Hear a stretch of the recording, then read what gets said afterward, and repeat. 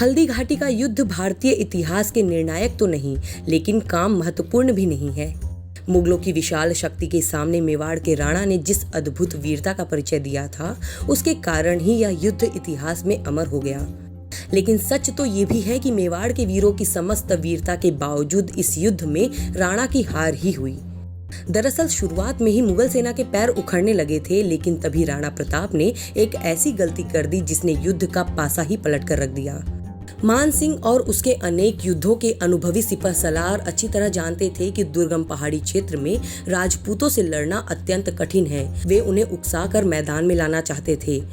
उबड़ खाबड़ धरती पर भी युद्ध करना मुगल सेना के लिए बहुत सुविधाजनक तो न था, लेकिन पहाड़ियों में मोर्चा जमाए राजपूतों से लड़ने से तो कहीं बेहतर था। मानसिंह यहीं रुककर राजपूतों के आक्रमण का इंतजार करने लगा। उसे उम्मीद थी कि राजपूत शत्रु सेना को देखकर जोश में आ जाएंगे और पहाड़ी दौरों से अपनी मेवाड़ बंदी छोड़कर उस पर आक्रमण करने की गलती जरूर करेंगे।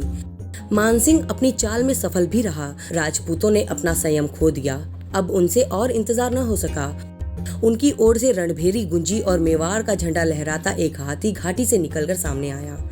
राजपूत मोर्चे को छोड़कर अपनी समस्त सेना के साथ मैदान में उतर आए और यही सबसे भारी भूल थी जिसकी कीमत राजपूतों को पराजय के रूप में चुकानी पड़ी।